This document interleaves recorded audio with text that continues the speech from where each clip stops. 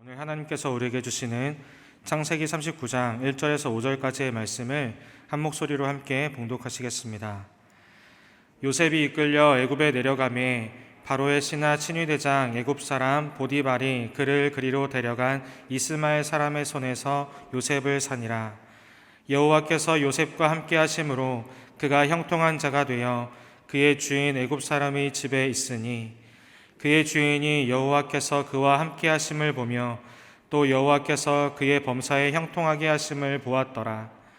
요셉이 그의 주인에게 은혜를 입어 섬김에 그가 요셉을 가정 총무로 삼고 자기의 소유를 다 그의 손에 위탁하니 그가 요셉에게 자기의 집과 그의 모든 소유물을 주관하게 한 때부터 여호와께서 요셉을 위하여 그 애굽 사람의 집에 복을 내리심으로 여호와의 복이 그의 집과 밭에 있는 모든 소유에 미친지라.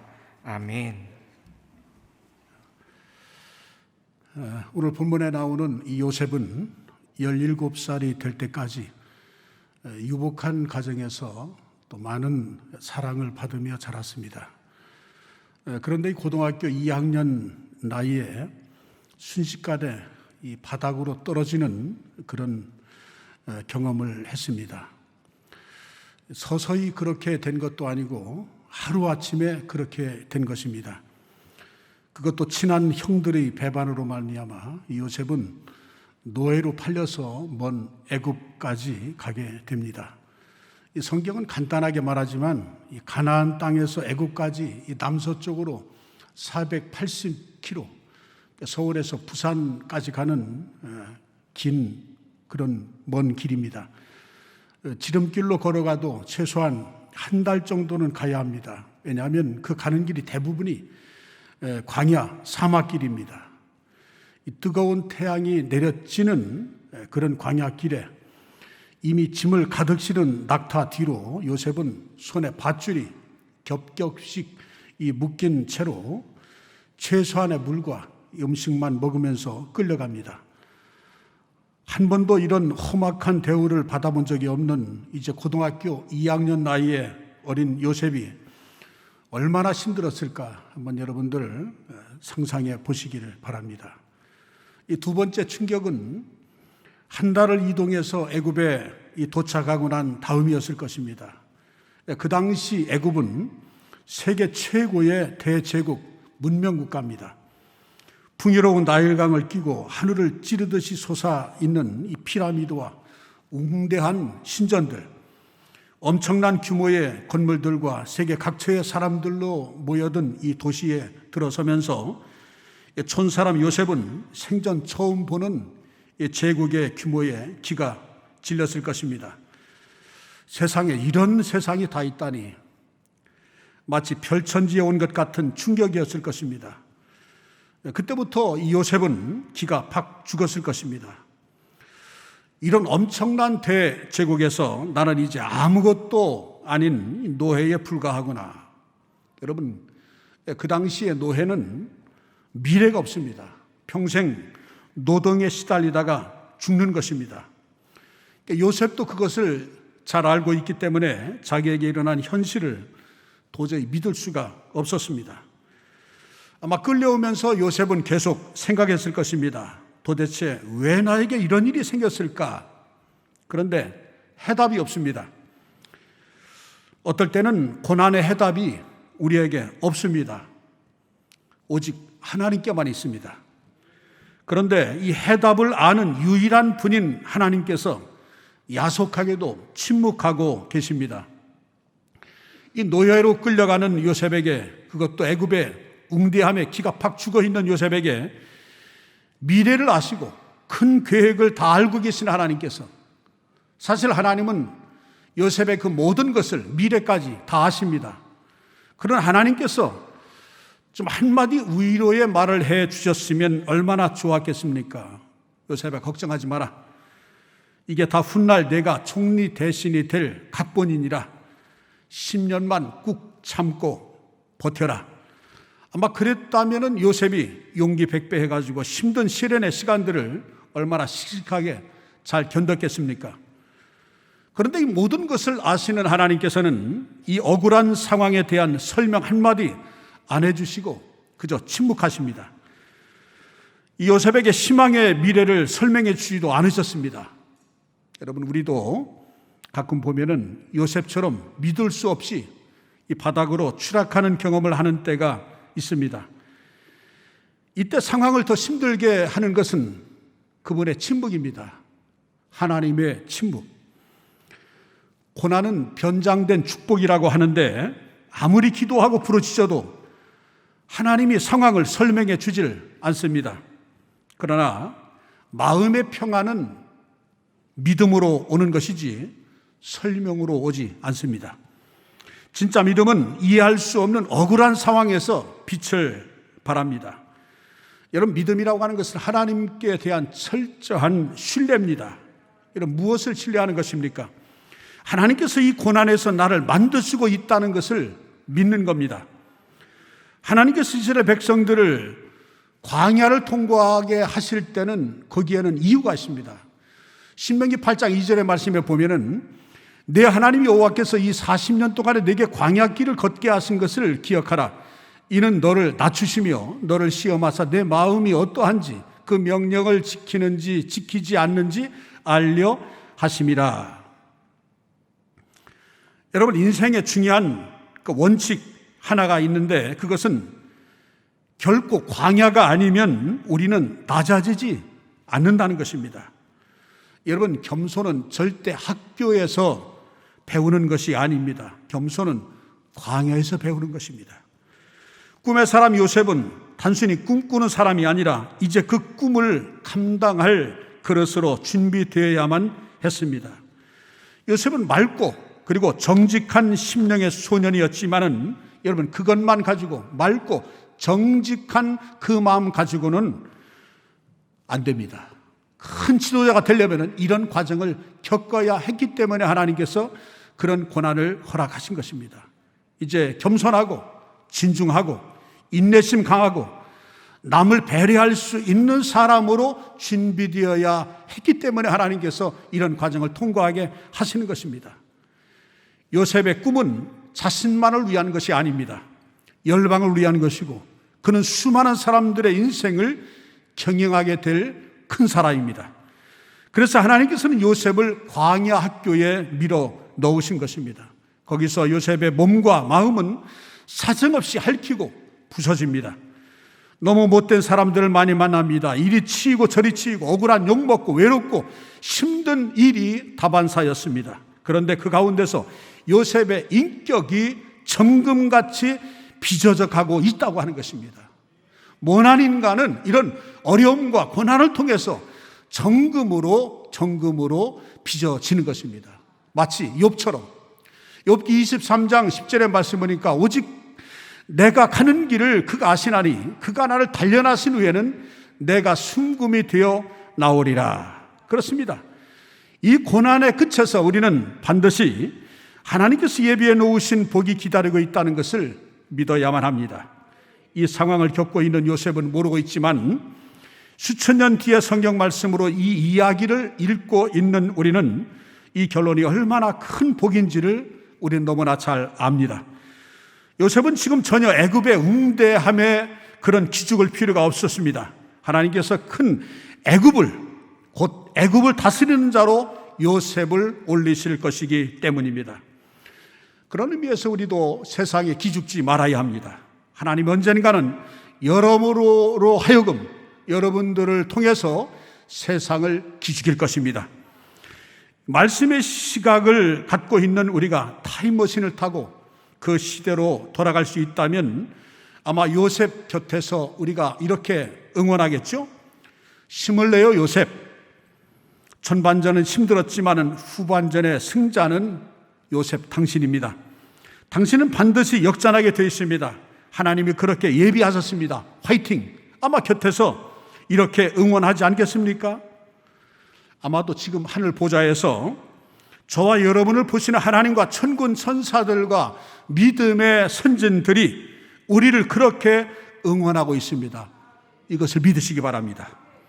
형들에게 배신당해서 이스마엘 상인들에게 팔려서 끌려가는 17살 이 요셉의 심정을 한번 깊이 생각해 보십시오. 키 큰 낙타 뒤에 밧줄로 묶여가지고 눈앞에 아무것도 안 보이는데 사막에 모래 폭풍이 눈으로 쏟아집니다. 이렇게 한 달을 끌려가면서 하나님이 나를 버리신 것 같은 느낌이 들지 않겠습니까? 우리가 고난의 겉모습만 보면은 아마 죽고 싶은 그런 심정일 것입니다. 그러나 믿음의 사람은 고난의 겉모습만 보는 것이 아니라 그 뒤에 숨어있는 하나님의 섭리를 볼 것입니다. 그래서 우리는 이해할 수 없는 그런 고난 가운데서 하나님에게 바짝 다가가서 울부짖어야만 합니다. 여러분, 예수님께는 십자가에서 아람어로 엘리 엘리 라마 사박다니, 나의 하나님 나의 하나님 어찌하여 나를 버리시나이까, 절규입니다. 큰 고통과 그런 아픔과 그런 그 절박한 순간에 예수님은 나의 아버지 나의 아버지, 무슨 얘기입니까? 나의 하나님 앞으로 더 가까이 접근하셨다는 것입니다. 여러분, 중요한 것은 고난 가운데서 하나님 앞으로 더 가까이 가야 된다는 것입니다. 그리고 머물러서 부르짖어야만 합니다. 하나님 앞으로 가까이 가서 부르짖으면 하나님의 손길이 우리를 빚어가기 시작합니다. 그때 점점 우리의 힘이 빠지고 도끼가 빠집니다. 그리고 마음에는 전에 느끼지 못했던 희열, 그런 평안함을 가지게 됩니다. 그러면서 예수님의 모습을 닮아갈 것입니다. 그 다음부터 어느 시점에 가면은 이 고난의 결론을 알 수가 없지만 예수님을 전적으로 신뢰하게 됩니다. 우리가 때로는 이 무대에서 밀려나서 주연하다가 엑스트라로 떨어지는 때가 있습니다. 사람들의 관심 밖으로 사라지는 때가 분명히 있습니다. 눈에 보이는 화려한 일을 아무것도 할 수 없는 캄캄한 그런 시간을 보내야 할 때가 분명히 있습니다. 그러나 믿음의 여정에서 햇빛과 함께 반드시 이 그늘로 들어가는데 필요한 때가 또한 있다는 것입니다. 그리고 우리는 그 그늘이 하나님의 손이라는 것을 알아야만 합니다. 그러므로 여러분, 이 시간이 낭비하는 시간 같아 보이고 버려진 시간 같아 보이지만 결코 그렇지 않습니다. 하나님께서 더 큰 사명을 위해서 우리를 준비시키고 우리를 단련시키는, 우리를 연단하시는 그런 과정인 것입니다. 광야 가운데서도 요셉에게는 하나님의 정말 그 보이지 아니하는 은혜의 그 숨결과 그 하나님의 손길이 흐르고 있었다는 것입니다. 오늘 1절의 말씀이니까 요셉이 이끌려 애굽에 내려가매 바로의 신의 대장 애굽 사람 보디발이 그를 데리고 데려간 이스마엘 사람의 손에서 요셉을 산이라. 자, 요셉이 팔려가는 과정을 자세히 보면은 이건 굉장한 기적입니다. 요셉이 뇌로 팔려가긴 했지만 여러 노예 중에서 여러 군데 들리지 않고 험한 대접받지 않고 바로 보디발의 집으로 바로 팔렸다는 것입니다. 보디발이 이스라엘 사람들의 손에서 요셉을 샀다 이렇게 말합니다. 성경은 이스마엘 사람이 팔았다라고 말하지 아니하고 애굽 사람 보디발이 요셉을 샀다 이렇게 말합니다. 이 말은 억지로 판 게 아니라 보디발이 주도적으로 산 것입니다. 평소처럼 좋은 물건을 보러 왔다가 우연히 뒤에 묶여있는 소년을 본 이 보디발의 마음이 찡했습니다. 전혀 계획이 없었던 흥정이 돼가지고 그날 요셉은 보디발의 집으로 오게 된 것입니다. 그 상인들의 각본에 없었고 보디발의 각본에도 없는 일이 하나님의 계획에 의해서 그날 일어나는 것입니다. 더 험한 곳으로 끌려갈 수도 있었습니다. 더 나쁜 주인에게 끌려갈 수도 있었는데 이게 하나님의 은혜입니다. 세상 사람들은 이것을 불행 중 다행이다라고 말하겠지만 우리는 광야 가운데 계신 하나님의 은혜라고 말합니다. 하나님의 섭리, 하나님이 미리 내다보시고 하나님이 그렇게 하셨다는 것입니다. 그래서 여러분, 인생의 작은 단추 하나를 우습게 보지 마십시오. 비록 지금은 노예지만은 그것은 우리도 모르는 축복의 정성으로 가는 하나님의 엘리베이터가 될 수가 있습니다. 사람이 보기에 우연한 것이지 거기에도 하나님의 숨결, 하나님의 인도하심, 의도하시는 하나님의 뜻과 기적과 섭리가 분명히 있다는 것입니다. 훗날 요셉은 창세기 45장 8절에 이렇게 고백합니다. 나를 이리로 보낸 이는 당신들이 아니요 하나님이시라. 하나님께서 나를 애굽으로 데려오셨다라고 고백합니다. 형들이 배신했고 상인들이 노예로 데려왔고 보디발이 그를 샀지만 이 모든 과정 속에서 요셉은 하나님을 보았던 것입니다. 그렇기 때문에 요셉은 개인에 대한 복수의 감정을 품지 않았습니다. 만약에 요셉이 인간적인 사람이었다면 총리 대신이 되자마자 형들과 노예 상인들을 가만 놔두지 않았을 것입니다. 그러나 그렇게 하지 않았습니다. 왜요? 요셉은 자기가 일어나고 있는 모든 일들을 뒤에 서 계신 하나님의 섭리를 보았습니다. 그리고 하나님의 섭리를 확실히 믿었습니다. 내 생각에는, 내 기분에는, 나의 형편에는 그렇지 아니하는 것 같지만은 여기에도 하나님의 뜻이 있어. 하나님의 계획이야. 내 마음에 안 들지만은 이를 통해서, 이런 과정을 통해서, 이런 방법을 통해서 하나님이 합력하여 선을 이루실 것이라고 하는 하나님의 섭리를 보고 믿었다는 것입니다. 여러분의 인생에도 하나님의 거대한 그림이 움직이고 있습니다. 하나님께서 요셉과 어려움 가운데서도 언제나 함께해 주셨습니다. 오늘 2절 말씀 보세요. 여호와께서 요셉과 함께 하심으로 그가 형통한 자가 되어 그의 주인 애굽 사람의 집에 있으니 여호와께서 요셉과 함께 하셨다. 여러분 39장에만 봐도 여호와께서 요셉과 함께 하셨다는 말씀이 2절, 3절, 21절, 23절 계속해서 말씀해 주고 있습니다. 하나님께서 요셉과 함께 하셨다. 여러분이 어떤 외로운 길에 서 있든 어떤 어려운 일 가운데 있든 여러분 곁에 하나님이 함께 한다면 여러분들은 외롭지 않습니다. 이 모든 비극적인 그런 상황들 가운데서 하나님이 함께 하셨다는 말은 하나님이 요셉을 꽉 붙잡고 계셨다는 뜻입니다. 요셉을 보호하고 계셨다는 뜻이고 그를 인도하고 계셨다는 뜻이며 그에게 복을 주고 계셨다는 뜻입니다. 저는 어디를 가든지 여러분이 하나님과 함께 하기를 바랍니다. 하나님이 함께하는 사람은 빛이 납니다. 요셉이 그래서 고난 가운데 있었지만 형통한 자로 있었습니다. 형통한 자는 아무 문제가 없다는 뜻이 아닙니다. 많은 문제들이 있습니다. 그가 그 문제를 극복하고 오히려 더 뻗어 나갔다는 뜻입니다. 같은 파도가 밀려오는데 어떤 사람은 파도에 휩쓸립니다. 또한 어떤 사람은 파도를 타게 합니다. 그렇듯이 요셉은 고난이 올 때마다 더 뻗어나가는 복이 있었다는 것입니다. 여러분 고난 가운데서도 형통한 사람이 있는가 하면 잘 나가는데도 형통하지 못한 사람이 있습니다. 가난해도 평안하고 여유가 있는 사람이 있는가 하면 돈이 많은데 항상 싸우고 불안한 사람이 있잖아요. 요셉은 노예로 떨어졌지만 형통의 복을 누렸습니다. 하나님이 그와 함께 하시기 때문입니다. 여러분 어둠 속을 지난다 할지라도 하나님이 여러분과 함께 하심을 믿는다면 두려워하지 마십시오. 염려하지 마십시오. 힘들 때도 하나님이 함께 계시면 힘들지 않습니다. 그래서 성경에서 말하는 인내는 이 말을 찡그리고 이를 악물고 억지로 고난의 시간을 이겨내는 것이 아니라 상처받지 않고 기쁘게 감사하면서 그 시간을, 그 기간을 견뎌내는 것입니다.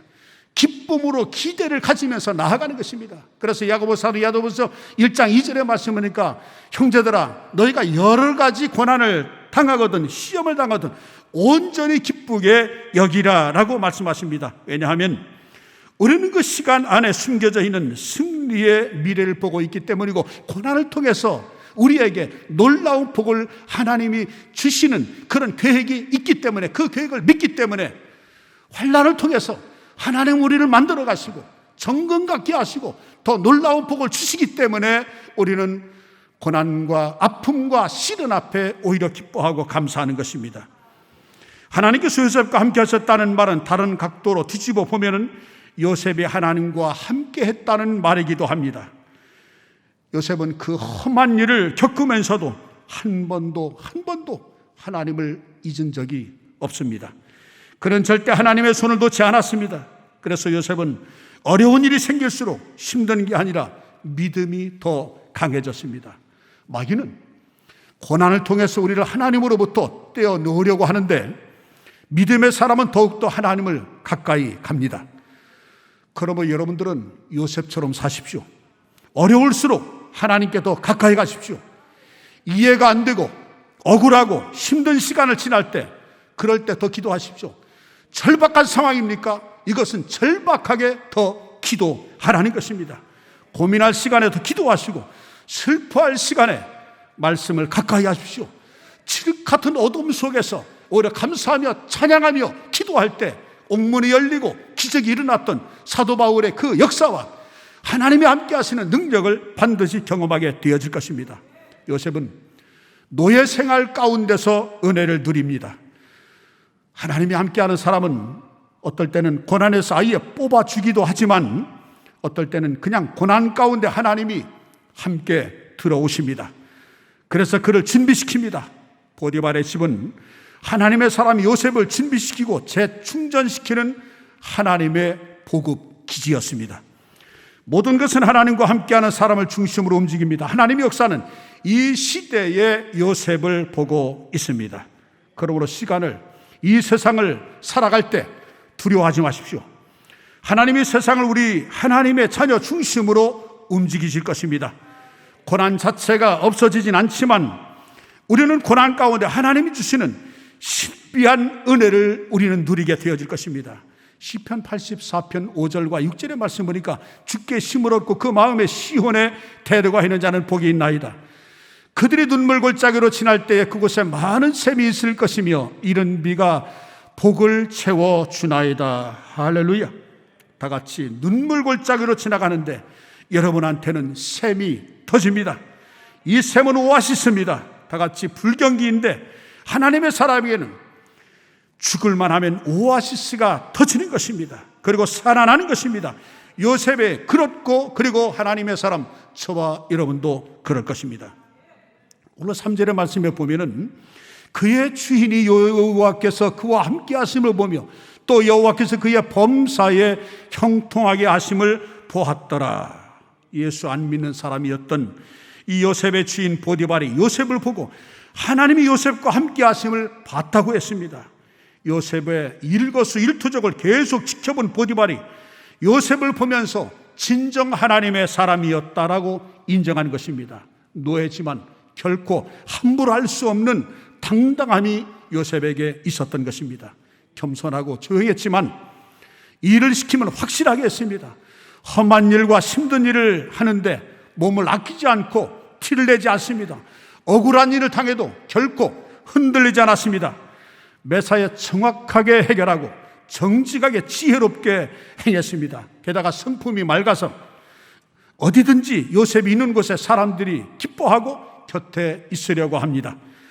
보디발이 요셉의 하나님의 사람이었다는 것을 알아챘다는 것은 요셉이 공적으로나 사적으로나 항상 하나님을 예배하는 걸 숨기지 않았다는 것입니다. 예배가 뭡니까? 한순간 모여서 행사를 하고 나가는 것이 예배이기도 하지만은 우리의 삶 자체가 바로 예배 아닙니까? 어느 곳에 있든지 종살이 하든지 감옥에 있든지 요셉은 하나님 앞에 예배자였습니다. 몇 주일만 노예 생활하면 아무리 당당한 인간도 금세 비굴해지는데 세월이 가도 이 어린 소녀는 당당한 것입니다. 평안하고 담대함, 대범함이 있었습니다. 왜? 하나님 앞에 하나님의 사람으로 살아가기 때문입니다. 그래서 보디발이 속으로 무릎을 칩니다. 저 소년이 하나님이 함께하는 사람이구나. 게다가 하는 일 봐라 너무 뛰어나게 잘합니다. 무슨 일을 시키든지 요셉은 너무나 잘 해내는 것입니다. 인간의 힘으로 보기에는 너무나 뛰어난 지혜와 그리고 능력이 이 소녀에게 흘러나오는 것을 보고 보디발은 느꼈을 것입니다. 이 소녀는 이 땅의 사람이 아니구나. 하나님이 함께하는 하늘의 사람이구나. 하나님의 능력이 부어지고 있는 사람이구나. 워낙 똑똑한 엘리트들을 많이 본 보디발의 눈에도 요셉은 별 같은 존재로 떠오른 것입니다. 이 땅의 지혜와는 다른 하나님의 지혜가 요셉에게 충만했습니다. 여러분에게도 그런 하나님의 지혜가 세상 일을 할 때 충만하기를 주의 이름으로 축원합니다. 오늘 4절의 말씀 보니까 요셉이 그의 주인에게 은혜를 입어 섬김에 그가 요셉을 가정 총무로 삼고 자기의 소유를 다 그의 손에 위탁하니. 여러분, 성경 골로새 3장 23절의 말씀을 보니까 무슨 일을 하든지 마음을 다하여 죽게 하듯 하라. 사람에게 하듯 하지 말고 죽게 하듯 하라.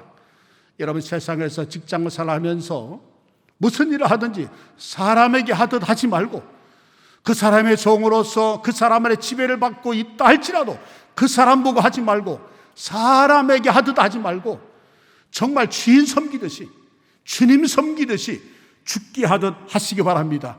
그러면 주님이 책임져주십니다. 주님이 인정하십니다. 요셉이 바로 그런 사람이었습니다.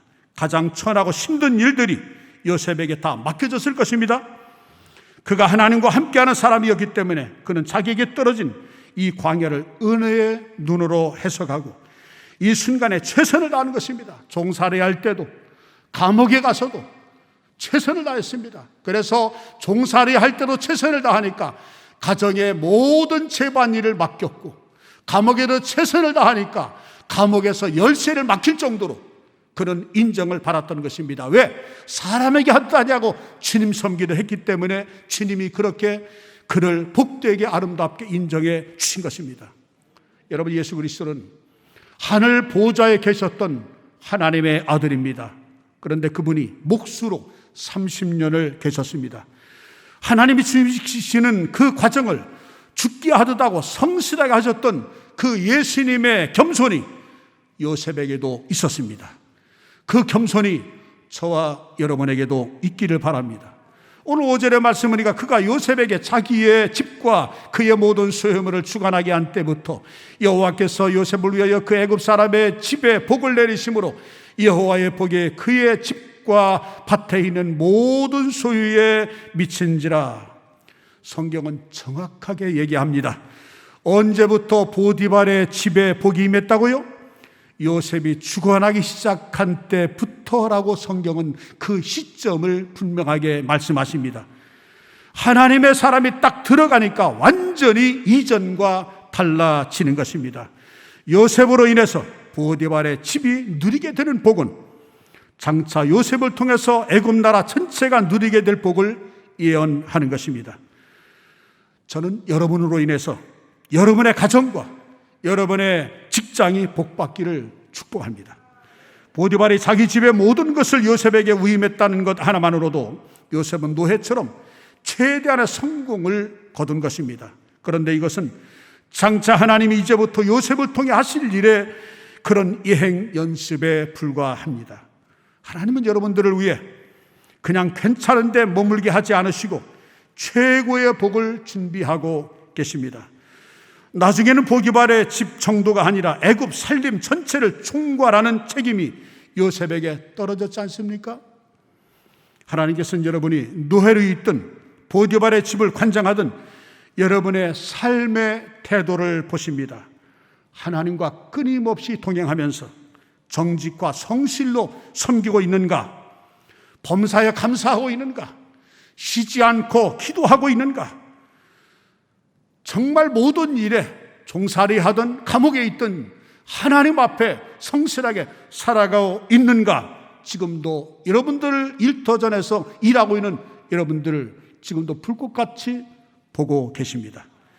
작은 일에 그렇게 충성하면, 요셉처럼 그렇게 충실하게 주님 섬기듯이 하면은 요셉을 높이셨던 하나님께서 지금도 살아계시고 모든 것에 모든 것 되시고 만물을 주관하시는 하나님이 요셉을 높였던 것처럼 저와 여러분들도 반드시 높이실 것입니다.